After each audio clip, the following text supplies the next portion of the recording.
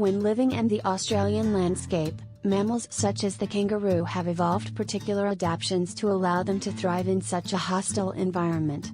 The aridity and sparse nature of this environment has led to extremely specialized physiological and anatomical characteristics in these mammals. To cope with extreme temperatures, kangaroos attempt to expel as much heat as possible to keep themselves cool.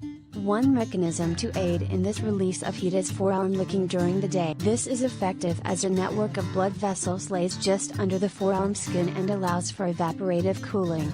As the saliva evaporates, it also lowers the body temperature of the kangaroo simultaneously. Using a thermal camera, the benefits of forearm licking become clear as these areas are cooler compared to other areas of the. Another method of expelling heat is through panting. Also used by other mammals, panting aims to achieve the same goal as licking, to expel heat from the internal environment of the organism. This thermoregulation strategy relieves the animal of heat and is known to be the primary and most common form of heat regulation in kangaroos. To cope with water limitations, kangaroos have also adapted physiological mechanisms to reduce water loss. Studies have shown that both the red and Euro kangaroo have higher water retention when looking at glomerular filtration within the kidney. This mechanism has been attributed to Australia's proneness to drought. Kangaroos also utilize embryonic diapause, a mechanism of suspending embryo development via suppressing cell growth at the blastocyst stage. This allows the mother to have 3 young at any one point, outside the pouch, 1 suckling, and a blastocyst in diapause.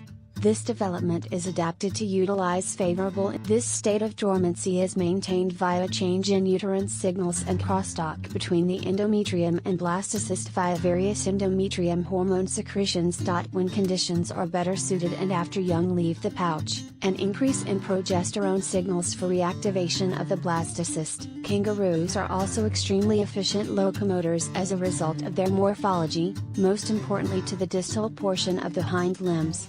As resources are often separated by large arid deserts, they have adapted elongated Achilles tendons in the hind limbs and related musculature that allow them to efficiently travel large distances. As the feet hit the ground, the tendon is stretched, prompting kinetic energy lost from the body to be stored within the hind limb as elastic energy propels the leg upwards and forward.